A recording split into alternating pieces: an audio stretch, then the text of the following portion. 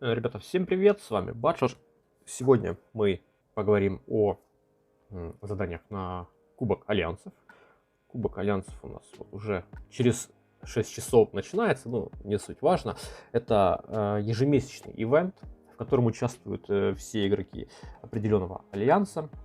Все заряжены на победу, все хотят активно поучаствовать и получить хорошие призы, но об этом не сегодня, да и, наверное, вообще никогда.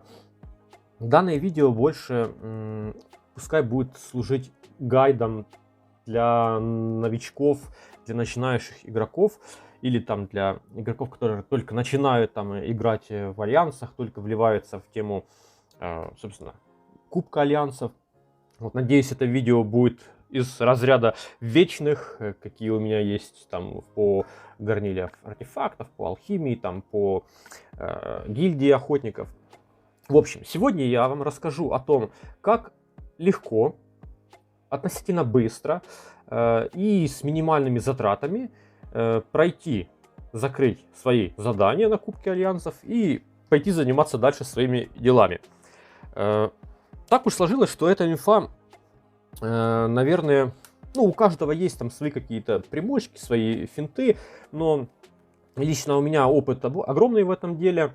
Там в своем бывшем альянсе, как только ивент вышел, мы там не один раз занимали первые места в самом начале кубка, и ну, наработки очень интересные были, о них всегда мы умалчивали, естественно, чтобы не было конкуренции, чтобы мы могли спокойно побеждать.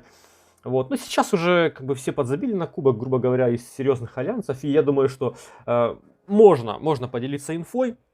Можно сэкономить время и нервы ребятам, которые вроде как хотят поучаствовать, но не хотят там до потери пульса задрачивать в эту тему всю. Вот, поэтому надеюсь, что никто не обидится, если я там, расскажу какие-то приколы. Хотя, мне кажется, что все, кто хотел, то, наверное, уже знают, о чем пойдет речь. Суть, в общем, в чем. Сейчас я покажу, какие вообще, в принципе, есть типы заданий. Табличка, вот эта инфографика, честно сворованная из телеграм-группы вот Meet for Spec. Я думаю, что кому интересно, найдет эту. Там есть прикольные инфографики такие. В общем, нас интересует вот что. Рассматриваем мифический ранг. Понятное дело, что чем меньше ранг, тем легче задание, но мы конкретно рассмотрим вот эти все задания, которые вместились буквально на 3 страницы. Кому интересно, на паузе посмотрите. В принципе, я думаю, что если вы хотя бы раз уже играли в мифический в ранг Кубка Альянсов или просто в Кубок Альянсов, то вы уже знаете, какие будут задания. Поэтому я начну, пожалуй, с того, что считаю самыми бесполезными заданиями. Или же, ребята, заданиями для тех, кто только начинает свое восхождение к Олимпу в нашей игре. То есть для самых молодых аккаунтов, у которых просто физически больше нет возможности какие-то делать другие задания. В общем, к самым бесполезным я для себя считаю это просмотр волшебных видений. Но опять-таки их можно брать. Волшебные видения легко выполнить, если мы смотрим рекламки вот здесь. Если мы постоянно смотрим рекламки вот здесь, чтобы собрать мясо. И также, кстати, я думаю, что вы же все знаете, что если сделать вот так, то у нас сразу засчитывается рекламка. Я надеюсь, что вы это знаете. Потом из лайфхаков тоже можно использовать войну на шахтах. То есть мы заходим в шахту, используем таб, потом сбегаем, потом нам игра предлагает использовать рекламку, чтобы вернуть себе таб. Так можно сделать, по-моему, по 3 раза на каждой из своих команд. И, естественно, если мы еще на карте проходим тоже любой из этапов, если мы на нем проигрываем, то нам там предлагают тоже использовать рекламку, чтобы восстановить свою энергию мира. В принципе, нам шахт, рекламок вот здесь и рекламок в башне для рейдов, этого более чем достаточно, чтобы выполнить хотя бы одно задание. Из следующего бесполезного я считаю повышение героев. Повышение героев это на самом деле не самое толковое. Если вы хотите прокачивать своих героев, то лучше это делать на Одине, на Дарах Одина, на определенные задания. Дальше, использование мяса и железа для заданий. Это тоже дурная трата ресурсов, если вы, опять-таки, не можете просто больше ничего делать. Использовать энергию мира. Это тоже задание, которое брать не стоит. Не нужно тратить свои фляги, если они у вас есть, они вам еще пригодятся. И ударить титана определенное количество раз, ребята, тоже не самое достойное задание для того, чтобы его выполнять, потому что для этого нужно много энергии. Титанов, фляги, нафига оно вам надо тратить, если вы это сможете использовать, например, в найме, чтобы подформить каких-то ресурсов. Вот по самым, скажем, малозначительным заданиям мы прошлись. Теперь давайте поговорим о том, как проходить вещи, которые уже непосредственно будут нашими базовыми, наши задания основные.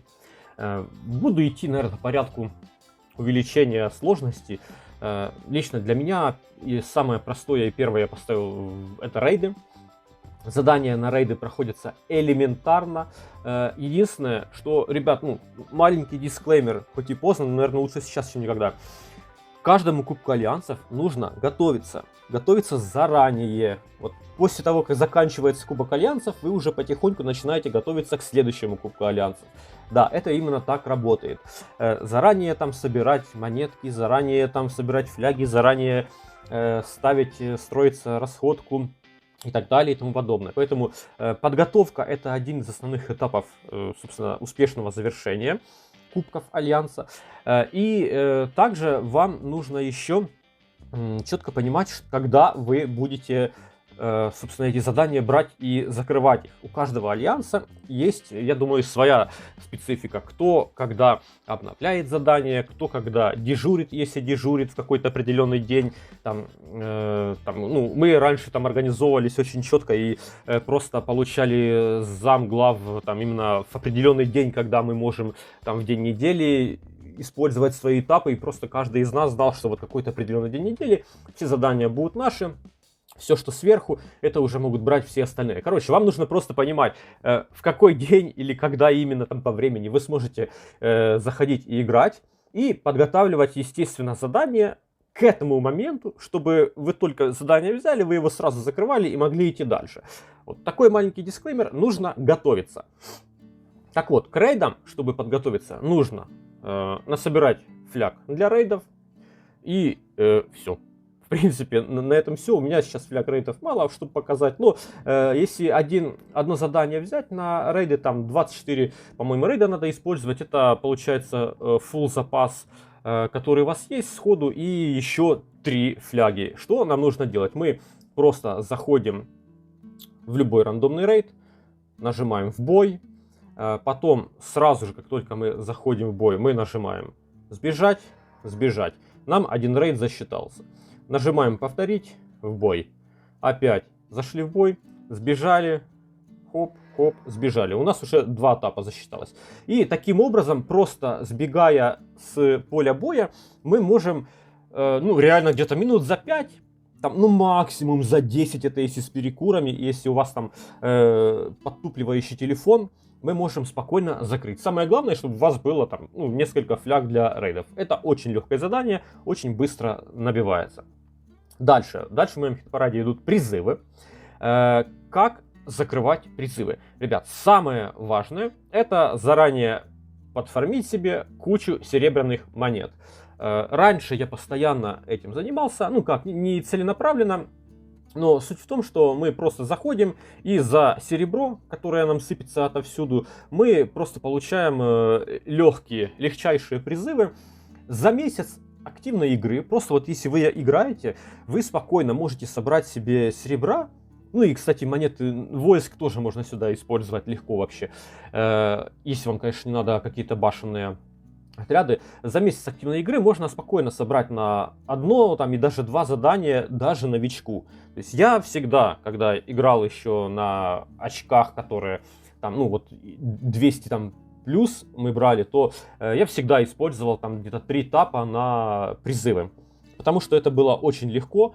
Это буквально пару минут попризывать, и я уже закрывал свое задание. А серебряные монеты, они падают отовсюду. Они падают с рекламы, они падают с сундуков, они падают там со всяких других ивентов, там Титаны, вообще, ну, войны, короче, турниры, со всех, абсолютно всех активностей игры падают серебряные монеты, просто хоть жуйте их, понимаете? И это самое легкое, наверное, одно из самых легких после рейдов задания, которое вот просто мы месяц там не спихиваем никуда вот эти вот монетки.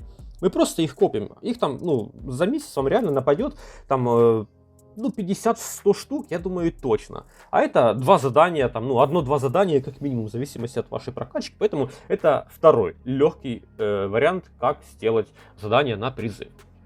Третье.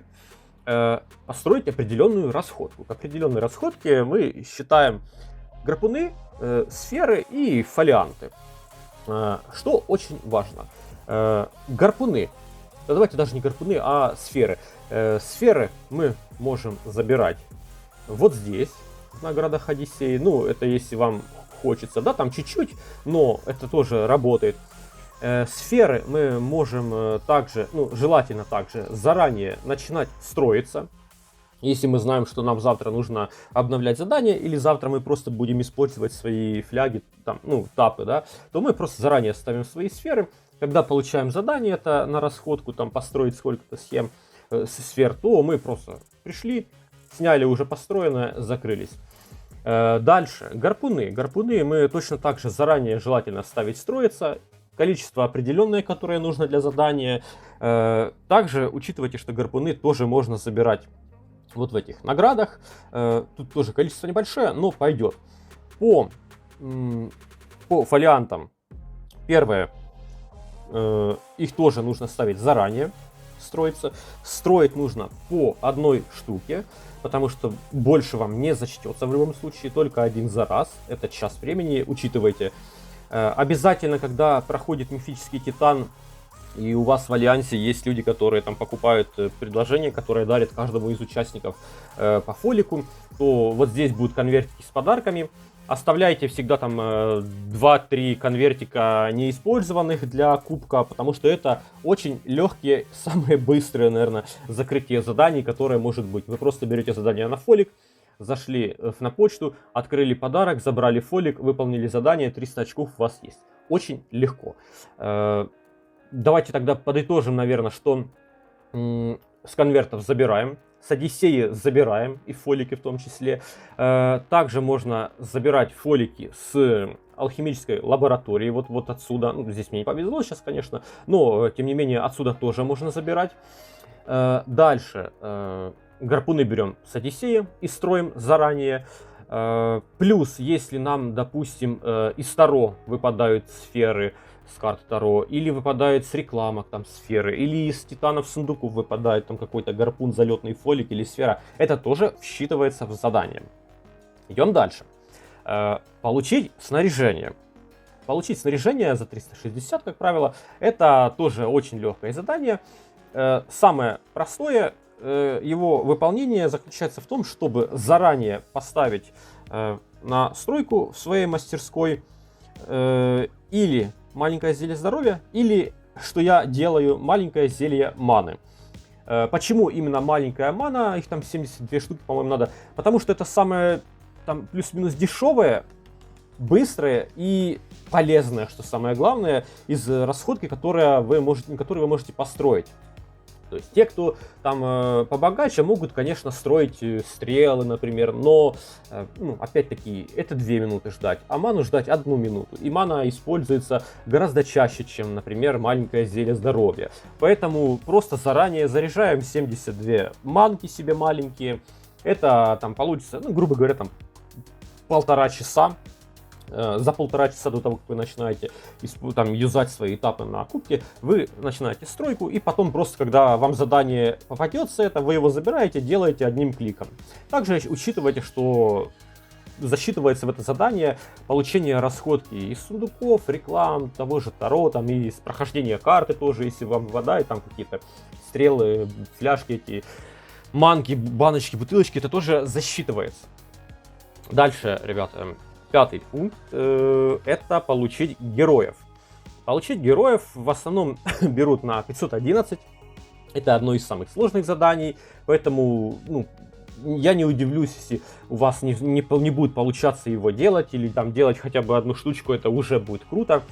В чем его суть? Есть как бы несколько вариантов, как пройти это задание.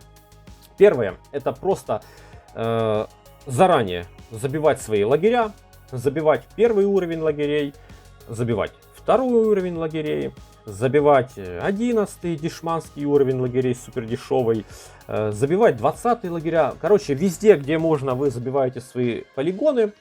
И когда вы берете это задание, вы просто снимаете героев, там по сколько штук у вас получится, сколько у вас там есть места, и таким образом вы фармите себе очки. В среднем нужно, ну так, по опыту, там, ну, 500-600 героев, это и однозвездных, и двухзвездочных, чтобы вам закрыть это задание на 511. Опять-таки, если вам иногда выпадет какая-то тройка, там с вот такого призыва бесплатного, или если вы там снимете полигоны, то это тоже засчитывается. Но, как правило, там, ну, грубо говоря, там 600 новобранцев вам нужно, чтобы закрыть это задание. Вот. Ну, буквально там за дня, может, 4-5, там, ну, максимум за неделю. Если вы поставили на вот эту бесконечную вашу стройку полигоны, то за недельку вы можете набрать нужное количество героев. Единственное, нужно также помнить, что эти все герои, вы их, конечно, поснимаете, но они у вас будут занимать место, и вам нужно будет сразу их куда-то скармливать, ребята. Скармливать я их вам советую или в двойке, потому что это меньше всего затраты по мясу, а двойки вы потом скормите дальше. Если у вас мяса есть чуть больше, то вы можете вкачивать ваши тройки. Ну вот, например, да, я вот здесь подготавливаюсь уже к прорыву синего героя своего. Я знаю, что я там скоро буду прорывать синего пятерочного персонажа. Я вот если возьму задание на 511, я буду просто качать свои синие тройки, потому что потом я, когда героя прорву, я своими синими вот этими троечками быстро вкачанными прокачаю до 85 уровня своего пятизвездочного героя. Но если мяса у вас немного, то вы можете просто элементарно двойки качать, а потом двойками уже качать остальных ваших героев, там более высокозвездочные, которые вам надо.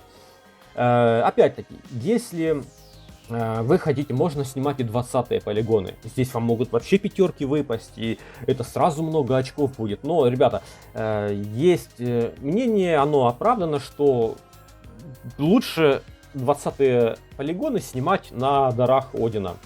Потому что там и как бы повыше награды, и поинтереснее, и в целом, ну, да, в общем-то, и в целом там просто лучше награды на Кубке Альянсов, награды не такие прикольные, поэтому, ну, короче, используйте просто вот первые, вторые, 11-е полигоны, это вам будет достаточно, более чем достаточно, а 20-е лагеря лучше, конечно, на дарах Одина снимать.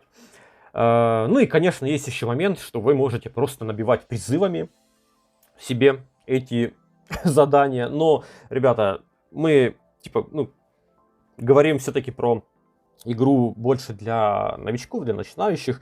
Набивать призывами это что-то там на богатом, это для тех, кто не из бедной семьи, а с богатой, они могут себе позволить это делать.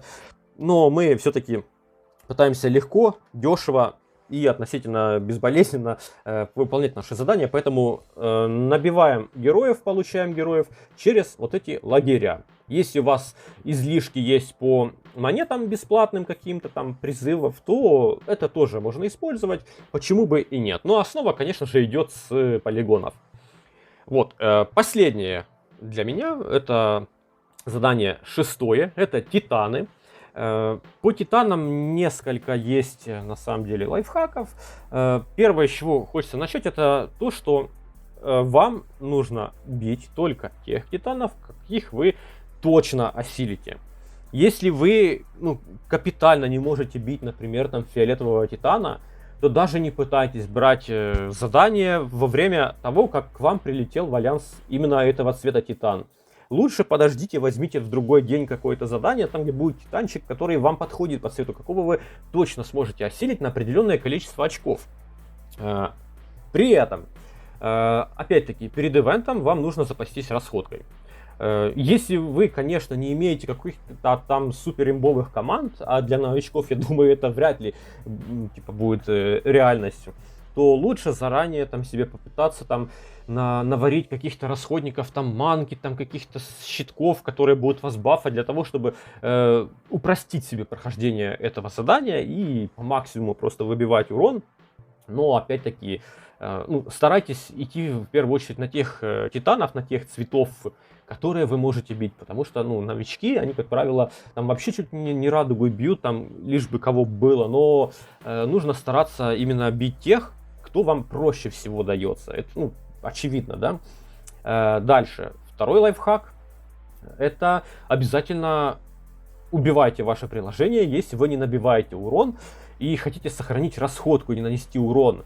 То есть у каждого титана есть определенное количество хитпоинтов. Если вы будете каждый раз использовать свои этапы, бить титана, а при всем при этом он вы не будете получать нужное количество очков вам, из-за нужного количества урона, то просто это будет убийство титана, которое не нужно всему альянсу.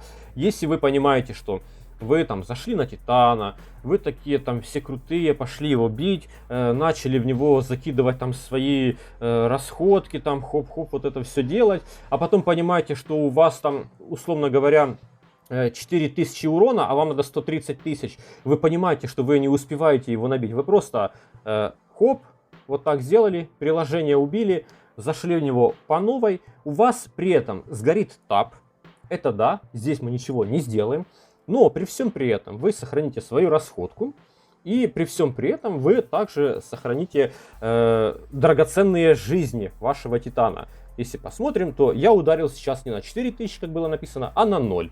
Вот. Это тоже очень важно, и нужно, чтобы каждый в вашем альянсе так делал. Следующий лайфхак. Обязательно нужно устанавливать лимиты по урону для всех участников альянса.